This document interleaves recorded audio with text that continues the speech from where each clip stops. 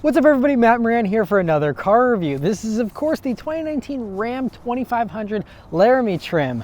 Huge thanks to Ram for providing me with the all new Ram 2500 here to review for you guys today.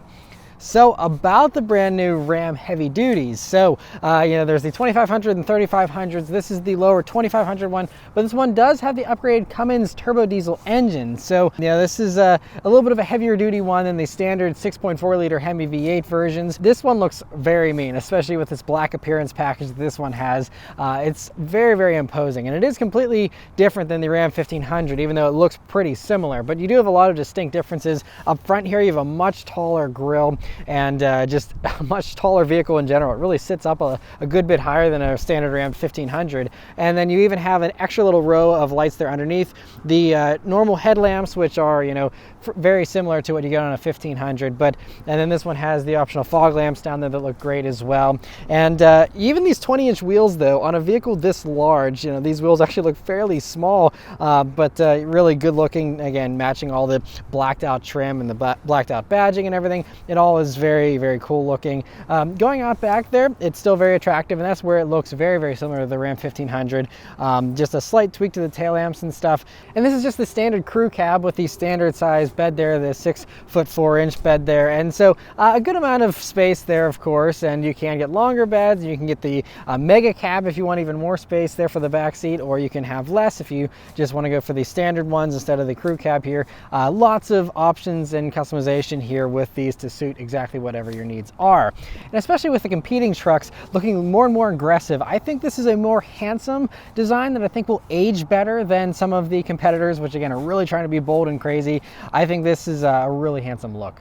As for the interior of the Ram 2500 here, well, it is a very nice interior, and thankfully it's almost identical to the awesome best-in-class Ram 1500 interior, and so that's a very good thing, because I love the new Ram interiors here. So just doing the same thing here in the 2500 is great. So anyway, first thing, sitting down in these seats. Now, this being the Laramie trim, we do have these nice leather perforated seats that do have this like a little bit of a suede-like material on the edges, and very comfortable seats. I've actually driven this vehicle over 300 miles already, and no complaints here on the seats. They're also heated and cooled. There's also a heated steering wheel, so you have all the creature comforts here. Now, that is part of this higher end Laramie level 2 equipment group, which is about $4 grand and gives you a bunch of nice little toys, and so that's one of them, is having the ventilated seats and stuff. Next is the steering wheel though in the Ram 2500, which is really a great steering wheel. Is a little bit of a different button setup here than the Ram 1500s, but just a great 9-3 grip. A nice leather wrapped wheel here, but the buttons are still very easy to use. You also do still have the rockers on the back of the wheel in FCA fashion for doing the tuning and the volume control and stuff right here from the wheel if you'd like. And so that kind of makes the front of the wheel less cluttered, which I personally appreciate. And I will note though that the wheel does not telescope. It only slides up and down. And so thankfully though, you do have adjustable pedals, so getting a good seating position isn't too hard. And so overall, good steering wheel. The gauges in the Ram are, again, I love these gauges, and not even just for trucks, but just for vehicles in general. I wish that there was more companies that had this much customization and these gauge clusters. It is so great how much you can customize it. But first, just the standard analog dials look great here, very clear. I like the styling of them, kind of mechanical looking. I love that. But anyway, that middle digital portion is fantastic. So you can see it's got the main display there in the middle, but then you got 4 little quadrants in the corners there, and you can customize all of those to have different things, that whatever you want. So you can have just about any information you want displayed there, in addition to, again, that main screen there, which you can scroll through, and it gives you all the great. FCA is so good about giving you all the information you want. So you have every temperature you can imagine. You have boost pressure here, since this is the turbo and stuff. I mean, all kinds of stuff you can have in there, in addition to just showing your media and all that kind of stuff in there if you like having that front and center. And so again, just so much customization and a fantastic set of gauges. Coming over to the center of the dashboard here, right up top, you'll first see this little storage bin and a power outlet, traditional power outlet in there. Otherwise, though, coming down, now this one you don't get this 12-inch screen as standard in the Laramie, but it's about a $1,300 option that this one does have.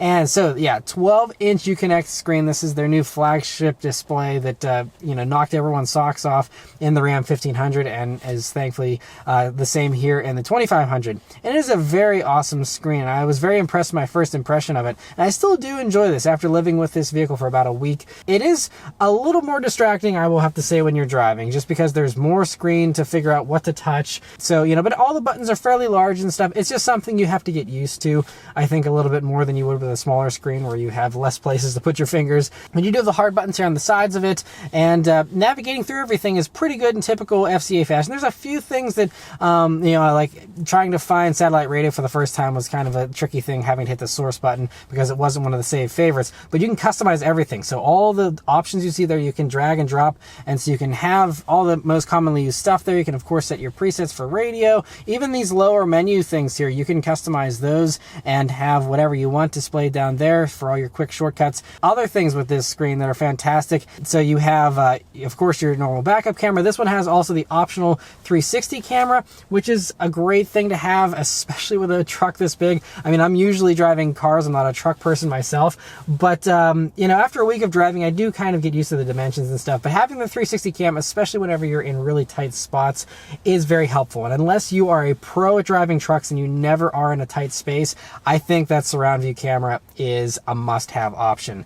There's also a really convenient cargo camera you can get too, and that's very cool if you know you ever want to keep an eye on your stuff in the back there. That's very nice, and that'll even illuminate the bed lights at night. So when you're driving down the road, if you want to see what's in that cargo bed still, it will light up the bed. It won't do the tailgate light, so you're not like blinding people behind you, but it'll light up the bed so you can see what's in there and make sure everything's good. And that's so cool as well. I did briefly transport just a table, and being able to, you know, look back and see it in there was kind of cool. And, you know, it could be handy, especially if you have loads you want to keep an eye on. And so that's great. The only thing I will complain about with this screen, aside from having, you know, lots of stuff to touch, is that tuning radio stations is weirdly slow. And usually Uconnect systems are always super fast, but as you'll see, I spin that knob and then you can watch me wait until it goes to the radio station. And so going one by one on your radio stations actually is a really big pain, and my wife hated tuning the radio in this vehicle because it just was not very good.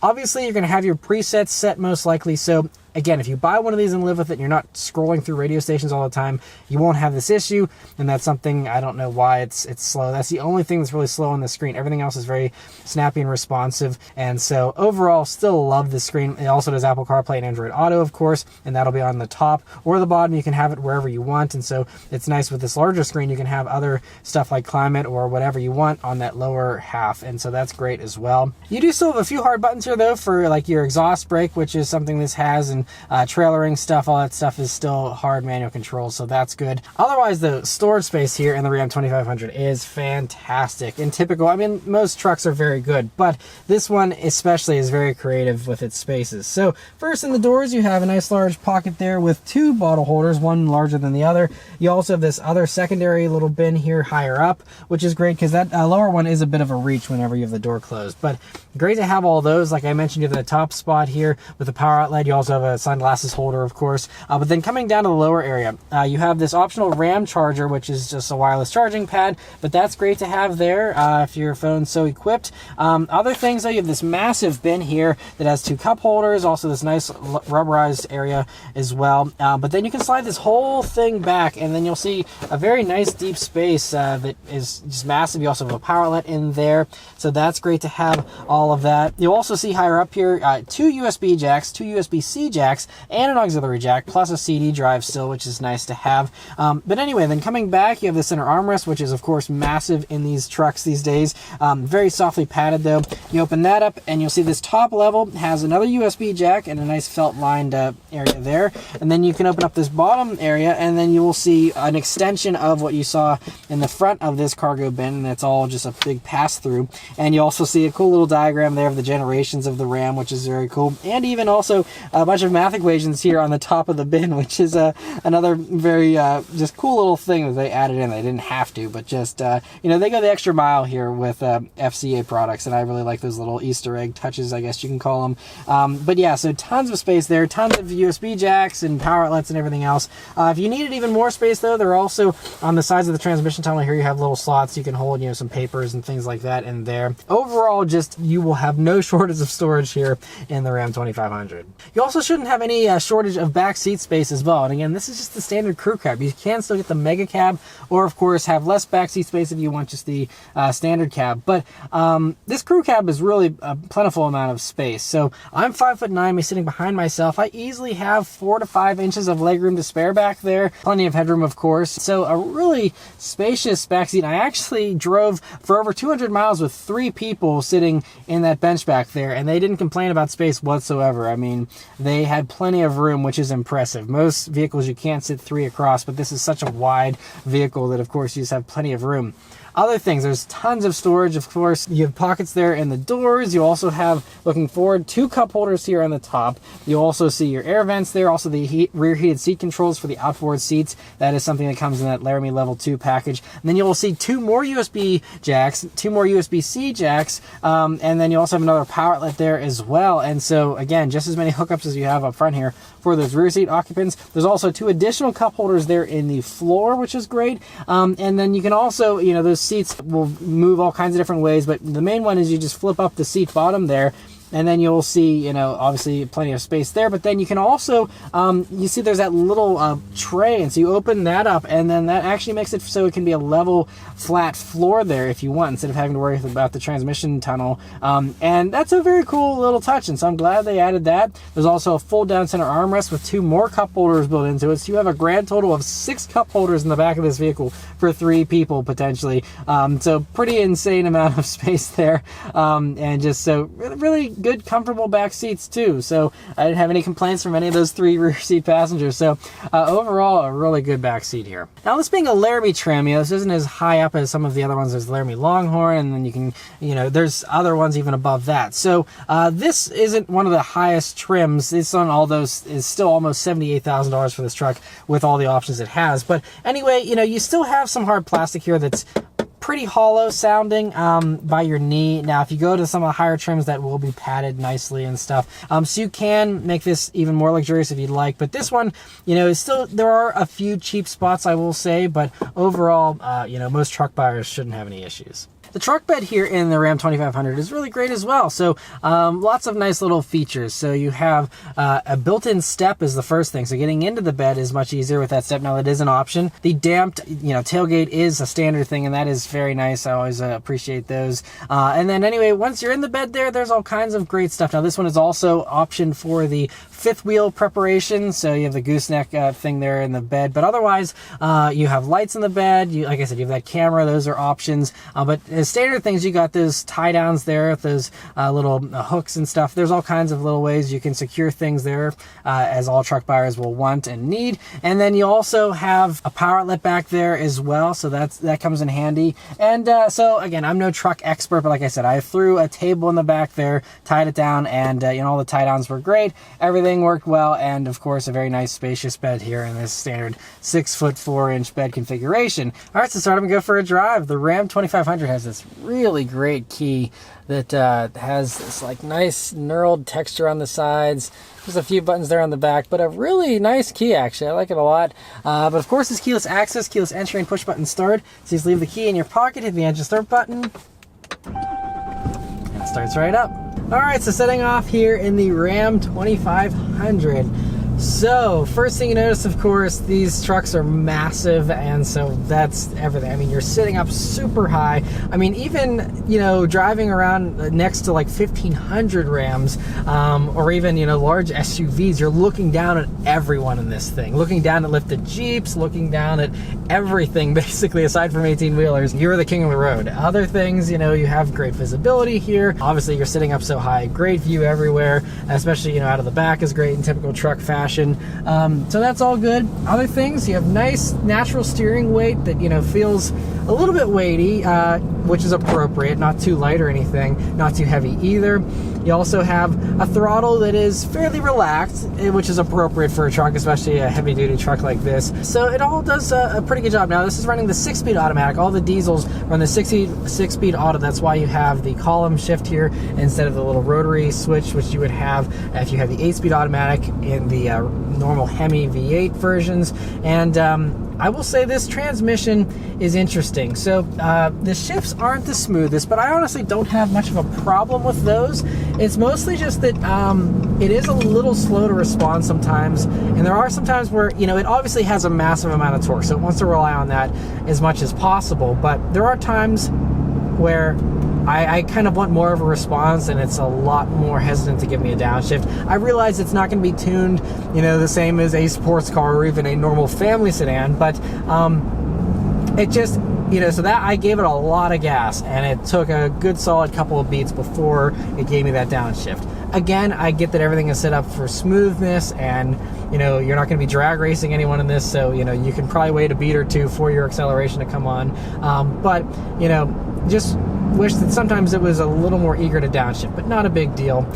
Brakes also feel nice and confidence-inspiring, very beefy brakes, which is something you definitely want in a vehicle that's this heavy and also is often going to be towing stuff, so good to have that. You also do have an exhaust brake if you want it, and, you know, can adjust all that kind of stuff to help you out if necessary. We're just cruising down the road here. Now this one, you know, has just a standard coil spring suspension, but you do have a rear air suspension, which is an option here, and so that'll help as far as trailering and stuff like that goes. It's been a while since I've driven a 2500 series truck, honestly, so I can't compare this to the old Ram, unfortunately, but I will say that it's definitely not as nice as a 1500, but that's just the nature of these larger heavy-duty trucks. You're not going to have as nice of a ride, especially when you consider, like, the Ram 1500 has a air suspension all around, and I mean, it is like amazing how smooth the ride is. Even for a body-on-frame truck, the Ram 1500 is really impressive. But so this isn't that good. So it really comes down to, again, what your needs are. I think the Ram 1500 is very capable, and now you can get that with the diesel as well. But if you have to have the 2500 here, you know, it's probably a sacrifice you're prepared to make, but you are going to have a bouncier ride, especially even sometimes when pavement is just a little uneven. It can really get bouncy and hop around, and you also have, you know, whenever you're hitting any kind of potholes and stuff, it'll throw you. You know, it's not great. Handling is obviously predictably not going to be as good as the 1500s or other, you know, trucks that are smaller and stuff, but that's another 2500 thing, so I can't knock it for that. But if you've never driven a 2500 truck, or it's been a while like it has been for me, you know, it's definitely just something you adjust to. And so, you know, although these look very similar between this and the 1500 Ram, they drive very differently in my opinion. Now, this isn't a performance vehicle, but I'll turn onto this little back road here and see how the acceleration is briefly. And you have a mountain of torque, and obviously, even off the line, that's not really its main feature. It's just that this thing can haul so much, but it is a good amount of power. So we're running this 6.7 liter Cummins turbo diesel inline 6 engine, and so it does in this configuration 370 horsepower and 850 pound-feet of torque, which is just wild. And that's not as high as it even goes. If you want to go up to a 3500 Ram and then go to the max tow package, those actually do 400 horsepower out of this motor and 1,000 pound-feet of torque, which was best in class whenever this was announced, you know, the beginning of 2019, and then they very quickly, you know, were leapfrogged by the others who had to do just a little bit more, but still, I mean, seriously, that much torque, I don't think anyone's gonna have any shortage. But this one I'm driving here, 850 pound-feet of torque, still plentiful. You know, there isn't any kind of 0 to 60 number provided or anything, so, but I think, you know, Motor Trend in a 3500 with that max tow, I think got like a mid 8-second 0 to 60, but this is lighter being a 2500, so I'd say maybe mid 8 seconds is still possible, something like that. Not that it really matters a whole lot. They're going around some corners too, which also probably doesn't matter a whole lot, but on tiny little tight back roads like this, you know, it does handle better than, you know, the older 2500s and stuff do. And we'll do another acceleration here up a hill, and just that turbo spools up, and it accelerates quickly though. It accelerates in long strides where you have these large jumps in speed very, very quickly, especially once that turbo starts to cook. So it's really, you know, you got a second or two of waiting for it to boil up, and then once you get that turbo unboiled, then it really hauls quickly. So that's why, even though the 0 to 60 time might sound slow on paper, I think once that turbo kicks in, which does take a few seconds, then it really goes quickly. So I think if the turbo was quicker to spool up, then you would probably have a much lower 0 to 60 time than mid 8 seconds. It's enough power though that it will spin those rear tires. Now this one does have 4-wheel drive as this one's equipped, but you know, of course I've been running it in 2-wheel drive basically the whole time, and so, you know, especially if it's wet, or, you know, like I was actually backing up, even just trying to back into a steep driveway at one point, and I wanted to spin the tires there too, even when it was dry. So you know, definitely a lot of torque there, and so,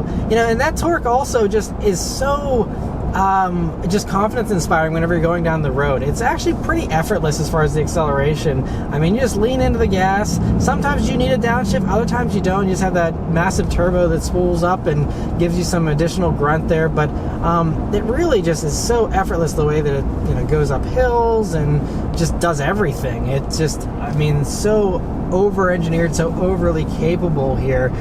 It's really impressive. Now, other capabilities. Now, there's a whole chart you can download, so depending on what configuration you have, you'll have different capacities and payloads and all that kind of stuff.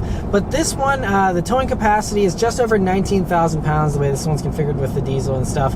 It's 19,040 pounds to be exact, and payload for this one, it was listed there about 2,520 for the payload. And again, the 3,500 is where you really get the massive jumps up to, you know, payloads of, I think, about over 7,500 pounds, and you can get towing over 35,000 pounds, again with that max towing package there on the 3500s. So again, like everything else in this truck, you can custom tailor it to exactly how much capability you need, and you know, but I think for most people, towing 19,000 pounds is still plenty, and you don't have to jump up for those more expensive ones if you don't need to. But just cruising down a main road here, you know, it is still a very nice cruiser. Again, just a little bouncier, which is par for the course with heavy-duty trucks like this. But it is very refined. You know, you don't really hear hardly any wind noise. You know, you hear the engine a little bit. You kind of always hear it a little bit. It's never completely gone because, you know, even whenever you're going at lower speeds, you know, you only have a little over 3,000 RPM to play with here before you hit redline. So, you know, it's always, even on the highway, you know, doing close to 2,000 RPM. So you're always kind of spinning at a high speed for the engine in most cases. So you're always going to hear it a little bit. But most people enjoy the sound of the Cummins diesels here, so shouldn't be anything to complain about there. Other things though, this one has a bunch of FCA's newest driver assistance tech, so, you know, adaptive cruise control here on this, the forward collision warning, automatic emergency braking, all that kind of stuff it does have, but that still is just an option. The blind spot monitoring is also part of that, and that's a very nice thing to have, although you do have double mirrors here, so it's not like you can't see your blind spots. So, you know, it's nice to have all that tech. Again, it's great that it's an option though. For some people, they like it, other people don't. This one also has this Harman Kardon stereo, which is 17 speakers and sounds really good. But it's been a while since I've been in a Ram 1500, and I believe those do have another Harman Kardon that has more speakers available. So this isn't the best sound experience in a truck or anything, but it does sound very good. Plenty of bass. I'm no audiophile, so I can't really dissect it a whole lot, but sounded good to my ears, and I'm sure it'll sound good to, you know, most people. And other things though, that I actually, again, put well over 300 miles on this truck already, and that included a lot of highway miles. I'd say about 2/3 of my driving was just straight highway miles, and it's a great highway cruiser because, especially on the highway, you usually have smoother roads. You're not going around any kind of tight corners, and that's where these things are really made for and built for, is just wide open highways, and it does a great job cruising. And I actually got pretty good fuel economy too, so over the course of my entire driving with this during the week, including all the city stuff, my average right now has been 17.8 mpg, but actually before I did a little bit of driving around here this morning, whenever I was doing just straight highway stuff, I was seeing well into the 18s, close to 19 mpg out of this truck, and that was with about 50 to 100 miles of city driving before that. But all I was hauling was, you know, a little table in the back, and you know, we had 5 people here in the truck, so not any kind of heavy load, but I was still impressed to be pulling, you know, that kind of MPG, considering, you know, even family crossovers sometimes struggle to get into the 20s.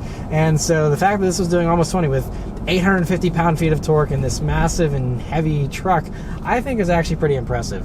One thing I did notice though with all my highway driving was the lack of a footrest. So this is a strange exclusion, you'd think, because there's so many people that are doing long highway stints in these. And I mean, there is a little bit of like a, I don't know, a cutout or something where you can rest your foot. It's not like you don't have anything there at all, but there is no actual footrest. And that was kind of a thing I was kind of surprised to not have here. Again, considering that's something that a lot of, long highway drives and stuff, it's nice to have somewhere to put your left foot. And so not a big deal, I guess, but, just something that would be nice to include. It might be something you may be able to add in on the aftermarket or something as well. And one of the last things to mention here is the pricing of the Ram 2500. So this Laramie trim starts off for the 2500 right around $52,000. Now, the Cummins engine is a $9,100 option. So if you want this engine, even in a base Laramie, you're going to be paying, 61 and change for one of these. And then this one, S-Test, like I said, is close to about $78,000 because it has, the trailering assistance, and it has all the bed tech and the extra niceties here on the interior and the black appearance package. All these types of things bump that price up. So that's how we go from, the 61 and change to, another 15 or 16 grand in options above that. But par for the course. All these trucks are about this price. So, if this is what you need, then, obviously this is probably going to be the where you're going to land as far as budget goes. Obviously, you can get a cheaper one than the Laramie trim. There's a whole slew of different trims you can pick from. So you can get into one of these a lot more affordably if you're okay with some bare bones stuff. I think you can even, in the Tradesman, even get roll-up windows and stuff still. So you can have it as bare bones as you want, vinyl seats and everything else, or you can, deck it out. It just depends, again, on your budget and what you want. But yeah, so overall, it's been a nice thing to live with. Obviously, I'm not a truck person personally, so the hassle of parking something this big and piloting, or navigating, I guess I should say, it's more like navigating a ship, driving this thing. It's definitely an interesting experience, but it is handy. It came in handy, being helpful, carrying stuff for people like those tables and all that kind of stuff. But yeah, these are great, and I think, again, combining the great capability of the Ram 2500 now with this best-in-class interior really makes for probably the best experience overall. Now, I haven't driven the new heavy-duty Chevy or Ford, so I can't say that definitively, but I will say that none of them have a 12-inch display, and the interiors in all the other ones are pretty far behind as far as niceties go.